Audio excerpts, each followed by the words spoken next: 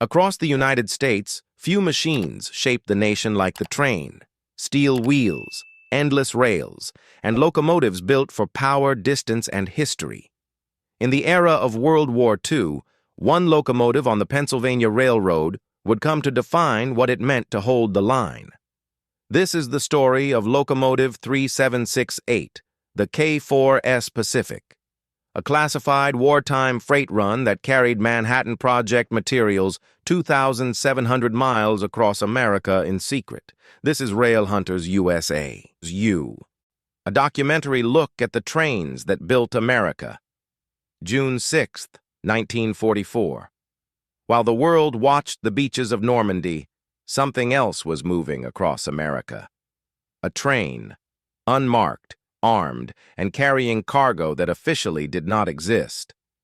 Engineer Dale Weston gripped the throttle of a Pennsylvania Railroad K4s Pacific and said nothing. The manifest was blank. The destination code was a number, not a name. 14 armed military police officers rode in a sealed car directly behind the tender, and every depot on the route had been ordered to clear the line 30 minutes before this train arrived. What was on that train? That question would follow Dale Weston for the rest of his life. Tonight, we find out. The answer is more extraordinary than anyone imagined, and it starts with a locomotive no one was supposed to remember. If you want to see how this train story ends, here's what I ask. See that subscribe button? It's our exchange. Your way of saying this reached you. Hit subscribe if this resonated, drop a like if it moved you, and tell us in the comments what you know about this train or railway line. It helps us share more stories like this. Back to the locomotive. But to understand how this happened, we have to go back. The Pennsylvania Railroad was, by 1943, the most powerful rail network in the United States. Over 11,000 miles of track. And at its heart, the K4s Pacific steam locomotive. The K4s entered service in 1914 under Chief Mechanical Engineer Axel Vogt. It produced approximately 3,000 drawbar horsepower and exerted a tractive effort of roughly 44,460 pounds. Built to handle passenger trains at speed, it was the backbone of Pennsylvania's wartime fleet. By mid-1944, the War Department had commandeered rail capacity across the country. Troop trains, ammunition runs, the hospital cars, the Pennsylvania Railroad was moving it all. But in the spring of that year, a different kind of request arrived. Quiet, classified, urgent. Colonel Raymond Holt of the Army Transportation Corps arrived at the Pennsylvania Railroad's Philadelphia offices in April 1944. He needed a locomotive, not the fastest, not the biggest. He needed the most reliable engine on the eastern seaboard and a crew who could keep their mouths shut. Pennsylvania Railroad Locomotive 3768, a K4s Pacific built at Altoona in 1927, was selected. It had logged over 800,000 miles. Its firebox was freshly rebricked, its driving wheels rebalanced. Mechanically, it was as close to perfect as a 17-year-old steam engine could be. Engineer Dale Weston had worked the Pennsy for 19 years. Fireman James Okuno had been his partner for 6. Together they had run the Broadway Limited through blizzards and floods. When Superintendent Thomas Greer handed them their orders, they read them once, then handed them back. The route was simple on paper. Wilmington, Delaware to Hanford, Washington, approximately 2,700 miles, routed west through Ohio, Indiana, Chicago, then north through the Columbia River corridor. It crossed 12 states, 2 mountain ranges, and a continent. What the cargo actually was, that was not in the paperwork. 3 sealed cars followed Locomotive 3768. Each weighed approximately 40 tons. Each was accompanied by a Geiger counter operator, though Weston and Okuno would not learn that detail until decades later. The Army said only fragile, irreplaceable, critical to the war. The Chicago Junction was the most dangerous choke point. Hundreds of trains moved through daily. A delay there could unravel the entire schedule. The Army had pre-cleared a single path through the yard, reserved for Locomotive 3768 alone. Dispatchers were told, "Do not hold this train for any reason." Weston later recalled being told the cargo was more valuable than the locomotive, the train, and everyone on board combined. He pushed the throttle of the K4s into the night and did not ask further questions. He was a railroad man. He trusted the track ahead. The train left Wilmington on June 7, 1944, at 0340 hours, 1 day after D-Day. The timing was not accidental. The world's attention was fixed on Europe. No reporter would be watching a freight train threading through the American interior. Weston kept the K4s at approximately 60 miles per hour across the flat Indiana plain, below the locomotive's top speed, but fast enough to stay on schedule. Every 3 hours, a military officer radioed position to an Army command post. Location confirmed.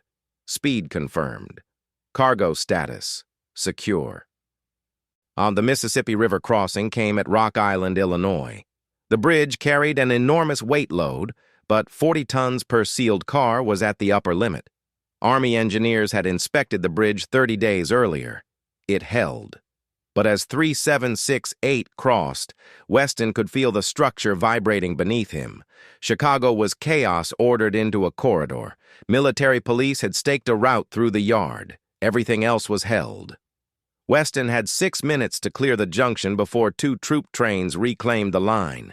He made it in 4. He later called it the best driving of his career. West of Chicago, the character of America changed. The land opened. The wind came from the north. The K4s was built for flat, high-speed running, and now it had the terrain it was made for. Weston increased speed to nearly 70 miles per hour across the Wyoming High Plain. Then, somewhere in the Nebraska sandhills, the left piston began to knock, a faint rhythm, irregular, deep inside the cylinder housing. Fireman Okuno heard it first. He said nothing for nearly 20 minutes, just watched the pressure gauges and waited to see if it got worse. It did. The knock settled into a pattern. Not catastrophic, not yet, but every steam man knew what it meant. Wear on the crosshead, possibly the guide bars. If it progressed, it could seize the cylinder, and a seized cylinder at 70 miles an hour, and with 40 tons of classified cargo per car, was a disaster that could not be explained. Weston made the call. He pulled Locomotive 3768 onto a siding outside Ogallala, Nebraska at 0215 hours. The military escort did not understand the stop. Captain Driscoll climbed into the cab within 30 seconds of the train halting, demanding an explanation. "She'll throw a rod before Cheyenne," Weston told him. "Your cargo ends up in a Nebraska ditch." Captain Driscoll looked at the mechanic under the engine and back at Weston.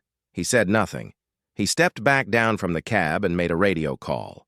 And the Army Transportation Corps had a contingency for mechanical failure. A relief locomotive was held at North Platte, 60 miles west. But transferring the cargo required time, and time was the one thing the mission could not absorb. The decision was made to attempt a field repair.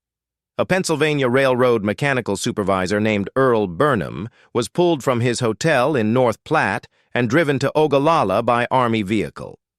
He arrived at the siding at 0340 hours and went immediately underneath the engine. Burnham's diagnosis: the crosshead guides were worn and the piston rod was running hot, not seized, but close. He packed the guides with emergency brass shims, tightened the gland nut, and flooded the cylinder with fresh oil. It was a field repair that would normally take a full shop day. He had 90 minutes.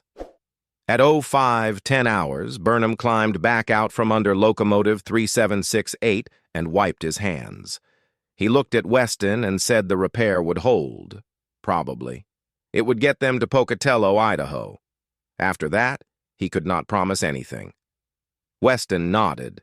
It was enough. It had to be.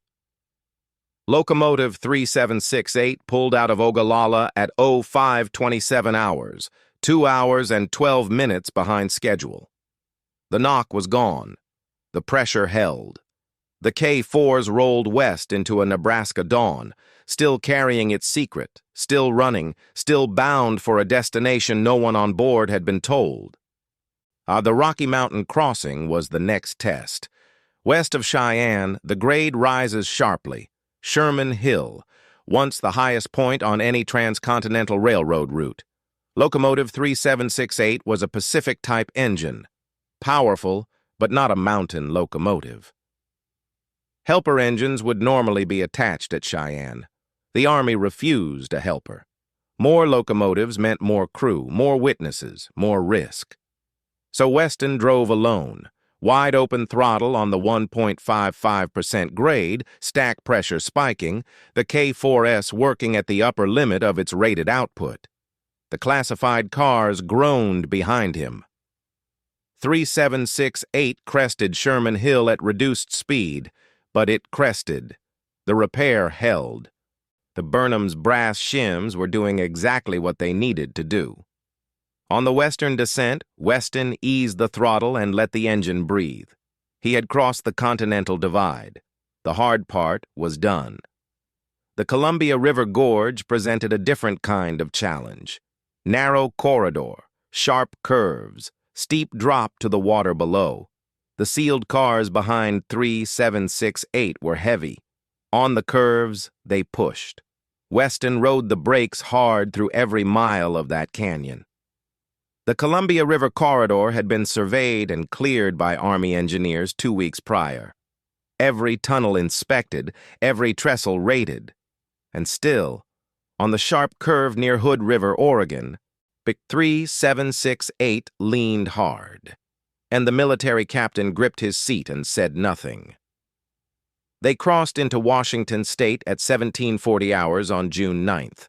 Locomotive 3768 had traveled approximately 2,200 miles in just over 61 hours, with a 2-hour delay in Nebraska included. The schedule called for 63 hours. Despite everything, they were ahead of time.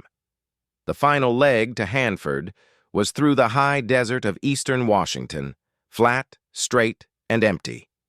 Weston opened the throttle one last time and let the K4s run.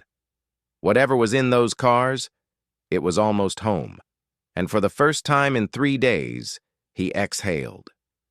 So Locomotive 3768 rolled into the Hanford Engineer Works siding at 1923 hours on June 9th, 1944.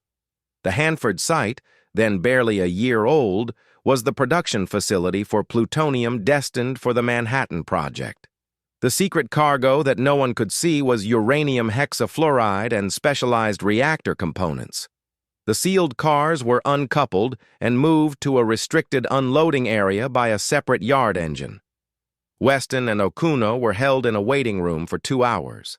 They were debriefed separately, asked what they had seen, what they had heard, then driven to a hotel in Richland and told not to discuss the journey with anyone, ever. Weston signed the non-disclosure paperwork on June 10, 1944. So did Okuno. So did Burnham. The Army gave each of them a letter of commendation, stamped classified. They would never see it again. Locomotive 3768 was thoroughly inspected after arrival. The crosshead repair Burnham had performed in Nebraska was documented by Army engineers and declared sound. The K4s was refueled, watered, and prepared for the return run east, empty sealed cars moving under the same level of security as the outbound journey. The Manhattan Project required multiple such deliveries across 1944 and into 1945. So the Pennsylvania Railroad, working under War Department contracts, ran what historians now call the atomic supply chain, a network of classified freight movements connecting processing facilities and production sites across America. Dale Weston returned to regular Pennsylvania Railroad service after the June 1944 run. He drove the Broadway Limited through the end of the war. He never told his wife what he had carried that week. He never told his children. He retired from the Pennsylvania Railroad in 1961 after 40 years on the throttle. It was not until 1995, when the Department of Energy declassified portions of the Manhattan Project transportation records, that Weston's family learned what he had done. His grandson found the records in a National Archives database, and he called his grandfather, then 84 years old, and asked if it was true. Weston said, "It was a good run." Locomotive 3768 was retired from service in 1956 and scrapped, a fate shared by most of the Pennsylvania Railroad's steam fleet as dieselization swept the industry. The K4s class, once numbering 425 locomotives, was reduced to a single preserved example, Locomotive 1361, now on display at the Railroad Museum of Pennsylvania in Strasburg. The Railroad Museum of Pennsylvania holds Locomotive 1361 as the sole surviving K4s Pacific. Curators there have documented the wartime role of the K4s fleet, including classified freight runs of 1944, though the specific details of each mission remained sealed for 50 years. The Manhattan Project's reliance on American railroads is one of the least examined chapters of World War II logistics.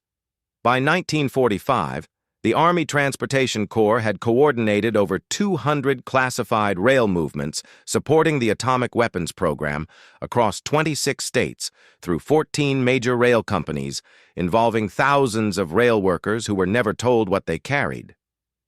That corridor, the route Dale Weston drove through the Columbia River Gorge in June 1944, is still in active service today. BNSF Railway operates freight trains through the same canyon, on track laid in the same era the K4s ran. The river looks the same, the canyon walls look the same, only the locomotives have changed. And the Hanford Engineer Works became the Hanford site, now one of the most complex nuclear cleanup projects in the world. The rail siding where Locomotive 3768 delivered its cargo in 1944 is long gone. But the outline of the old rail bed is still visible from the air, a faint scar in the Washington desert, pointing toward history. The men who ran the atomic supply chain were never officially recognized. No commendations were made public, no medals awarded in ceremony. They were railroaders, and they understood that their job was to keep the train moving and say nothing. In many ways, that restraint is its own kind of honor. The K4s Pacific was not a glamorous locomotive. It was a workhorse, built for reliability over distance, for consistency under pressure, for performance when performance could not fail. In the summer of 1944, one of its kind carried materials that would help end the deadliest war in human history, and it did what it was built to do. It ran. If this story moved you, please like and subscribe. Your support helps us preserve the history of these trains and the railroads that built America. Tell us in the comments where you're watching from.